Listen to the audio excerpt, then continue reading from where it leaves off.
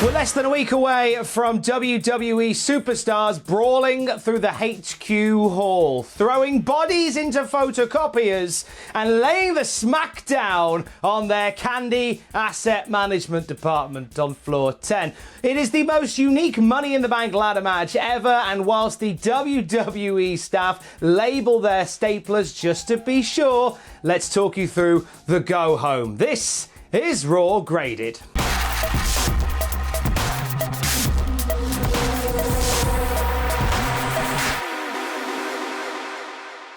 Raw starts once again with the VIP lounge hosted by MVP. This time it is the entrance to the Women's Money in the Bank ladder match as the guests, Asuka, Nia Jax and Shayna Baszler. Nia Jax is confident in victory. Asuka is delightfully animated, screaming big booty at Nia Jax a couple of times, which is quite fun. And Shayna Baszler, who just simply says opera non verda, which means deeds, not words. Either that or she's referencing a very obscure internet browser. Shayna Baszler and Asuka get in each other's face. They end up kicking Nia Jax out of the ring, and then MVP steps between them to stop them from fighting, and he's sort of laughing about it, which irks me a touch, where he's kind of holding these two beasts of the women's division apart, going, hey, wait till the fight, wait till Sunday. He wasn't laughing last week when the guys were doing it. I'm just saying. C- for me. It was fine. Just didn't really do anything. Didn't really go anywhere. There was no point to it. We saw Nia Jax get hoofed out of the ring, but apart from that was it. The Last Chance Gauntlet is underway now. There is one spot left in the men's Money in the Bank match, and we'll decide who goes into it right now. Bobby Lashley and Titus O'Neil start. Titus gets a couple of licks in, ends up getting speared by Lashley. He is done. Out comes Akira Tozawa, gets even less time. Spear by May. Shelton Benjamin turns up. Oh, a lovely surprise to see Shelton Benjamin. He's done Money in the Bank stuff in the past. He's very old. Wait, he's been speared. He's done. Shelton Benjamin out of this. Here comes Humberto Carrillo. Probably gets the longest in this match out of anybody, but Bobby is battering him the whole time. Bobby's choking him in the corner, and the referee is trying to stop Bobby from choking him. Bobby's pushing the ref away. Eventually, the ref goes, "You need to stop pushing me. I'm going to DQ you." And the ref DQs him. And then Bobby just clatters Humberto a bit more, then leaves. So Humberto is in a heap on the floor as Angel Garza makes his way out to pick the bones of his cousin. Garza dominates this exchange until he goes for the wing clipper, and Humberto turns it into a roll-up for the 1, 2, 3. He seems to win a lot of matches via cheeky roll-up, does he not? This is a pattern. Humberto stays in this match. Here comes Austin Theory out next.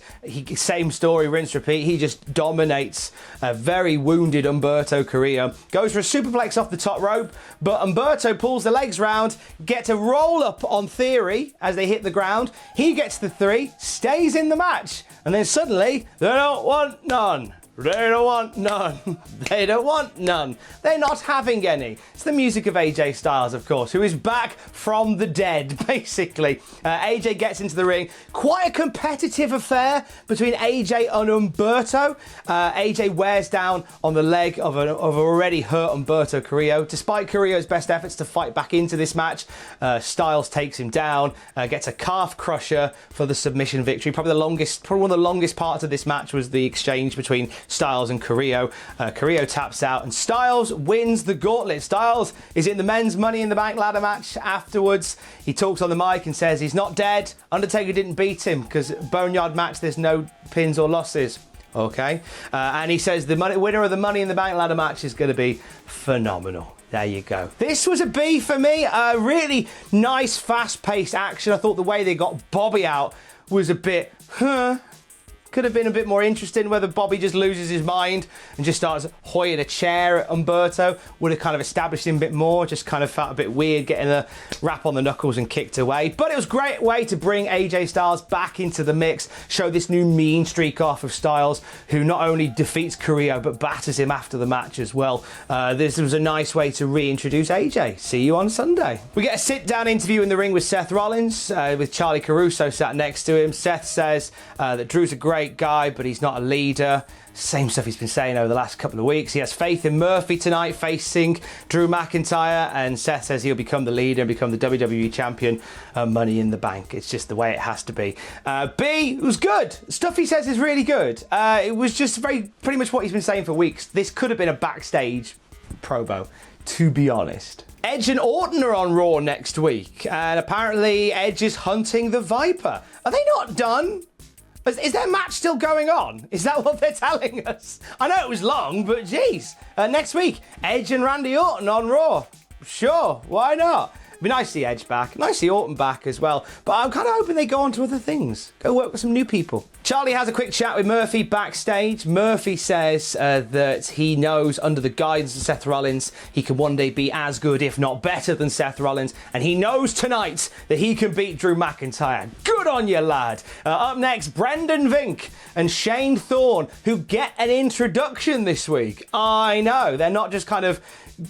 They're already in the ring, but they get an introduction, they get announced, so that's a good start. They are now aligned with MVP, who's sort of their manager slash sponsor. He's not out there ringside with them, but he was sort of coaching them. He was G'ing them up before this match. They're facing Ricochet and Cedric Alexander. They dominate Cedi. Ricky gets the tag, gets loads of great stuff in. These two Ricky and Cedi as a tag team are just so smooth. They're brilliant. They go for that STO double stomp finish. But Shane Thorne and Brendan Vink have managed to find a way out of it. We see Brendan escape it. We see Thorne fly into the ring, hit a cannonball on Alexander. We see Brendan Vink give the big boot to Ricochet and pin him 1, 2, 3. Brendan Vink just pinned Ricochet. Do you know what? This is a C+ for me. It was a good match. Great chemistry with these guys. I don't like seeing Vink pinning Ricochet. That really sucks for me. I know Ricochet is on. I know Ricochet kind of took a bit of a downslope, but geez, like being the guy getting pinned in this match, with all those guys in there, and it's Ricochet taking the fall. Really? Are we sure about this? Oh man, this sucked, and it took the wind out of my sails a little bit. I know Ricochet is in a tag team now, but still.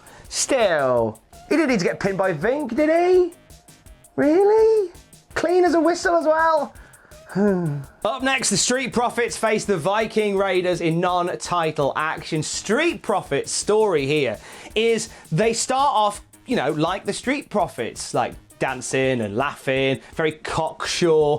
But the Viking Raiders are there. They're there and they mean business. Like we see Angelo Dawkins get battered outside the ring by Ivar earlier on, and Eric just takes over on Montez Ford. There's a few times where the Profits get into this match, but the majority of this is dominated by the Viking Raiders. Ends up with Angelo Dawkins eating the Viking experience from the Raiders for the 1, 2, 3. This is after they hit the cash out and had the cover broken up. So they've tried to claw back into this match, but it ends up being a loss to them and a big win, clean as a whistle for the Viking Raiders. C+ for me. It wasn't long, but it felt long. And I think when we talk about matches going long, I think you have to, and it sounds really obvious to say, you have to differentiate between a match being long and a match feeling long.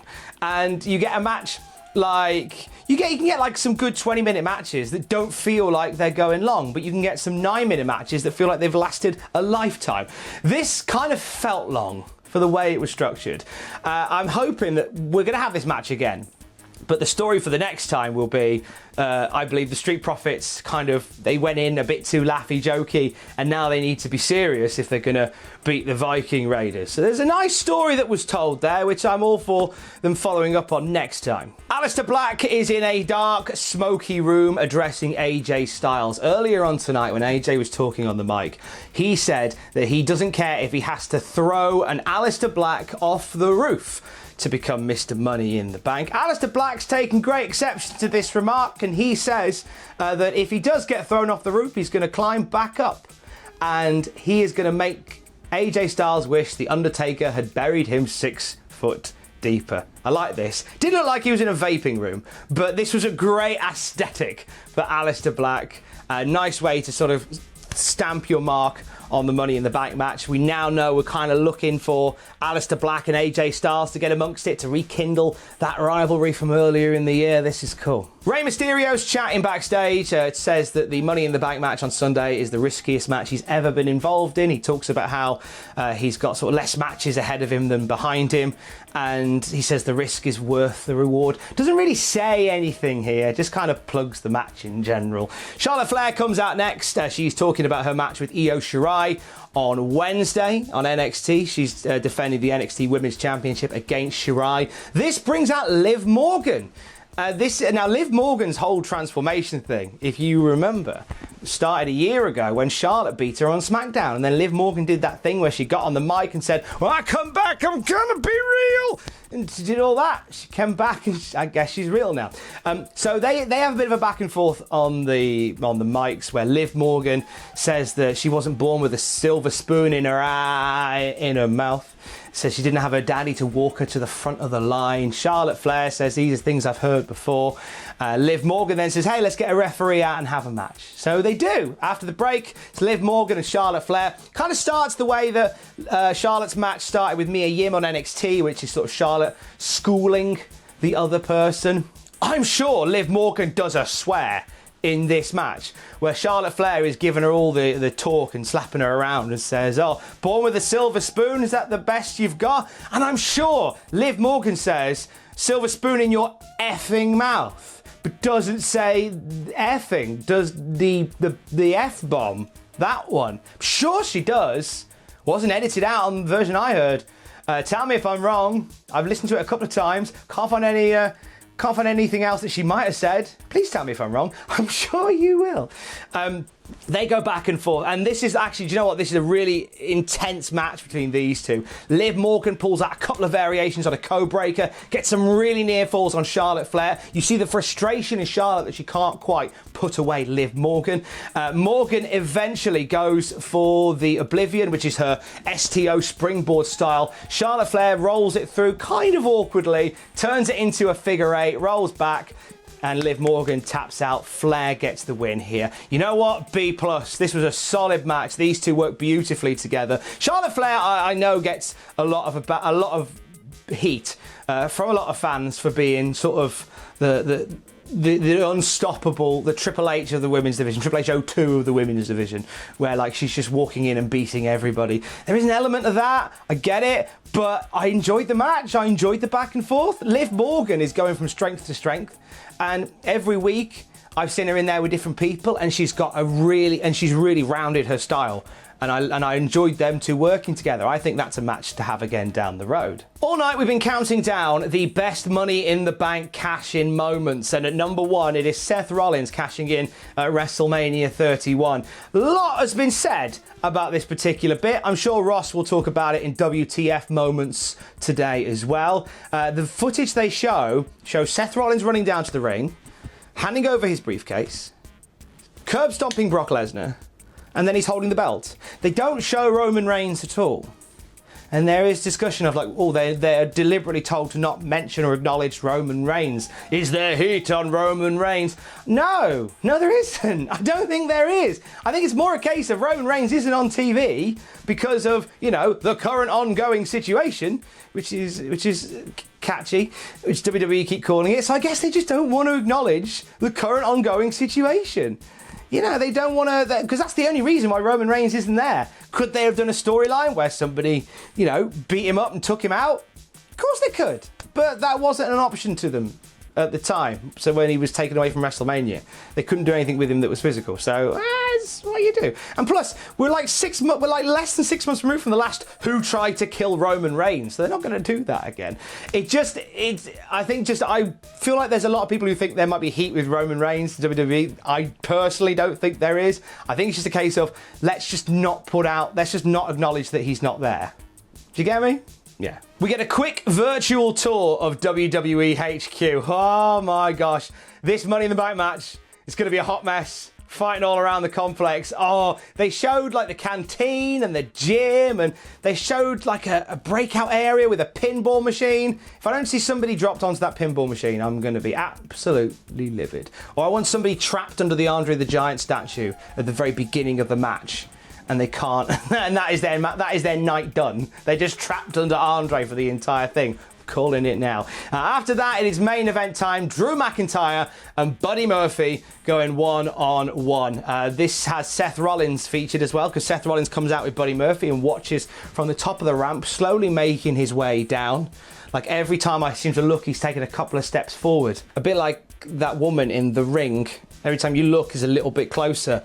Or like when you were a kid in the playground. And is it statues? Where you move forward, then when someone turns around, you stop. Is it statues? Or is it what's the time, Mr. Wolf? Anyway, I'm rambling. Murphy and Drew McIntyre put on a fun match here. It's mainly Murphy taking a shoe-in from Drew for a lot of it, until Murphy pushes Drew into the turnbuckle post and hits him with a Meteora. Murphy only gets 1 count on Drew. That and a big powerbomb out of the corner only gets a 1. Drew gets angry, just fires back with massive chops, big Glasgow kiss. But Murphy stays in it somehow, keeps on plugging away. We see Murphy go to the corner, hold A and B at the same time on his N64 control pad, and goes to hit the Claymore on Drew McIntyre, stealing his opponent's finisher. Doesn't get a chance to, because Drew hits him with the OG Claymore for the 1, 2, 3. Seth Rollins heads down to the ring after the match, and it looks as if he's going to get in the ring to fight Drew. And Drew's standing there going, hey, come on then, if you want to fight, let's fight. Seth takes a powder. Drew celebrates in the ring, and then all of a sudden, badoing, super kick out of nowhere. Seth basically run around the perimeter of the performance center, charged into the ring through the crowd, and super kicked Drew McIntyre. Looks as if he's going to hit him with a curb stomp as well, but Drew gets back to his feet, hits him with the Glasgow kiss, goes for a Claymore, and Seth takes a powder, this time for definite. And that is where we end Monday Night Raw. Giving the main event a B, really enjoyed it. These two have a nice bit of banter together. Drew just looks like an imposing force of nature as a WWE champion right now. Just dominant in every match he's in. Murphy looked good here as well. He had some really good stuff in there on a very powerful Drew. And Seth Rollins as well played his part nicely. See you at Money in the Bank, lads. Overall this week, Raw is getting a B- from me. Some fun stuff on the go home before they all go to work at WWE HQ. There's a lot being said about whether or not Raw should be happening at the moment. Do I think that the live shows are weird to watch without a crowd? Yeah, I do.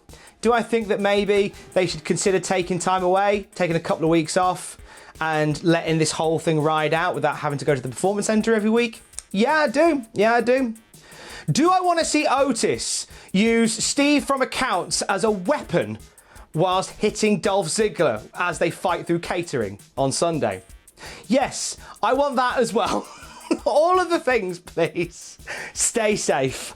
Love you, bye.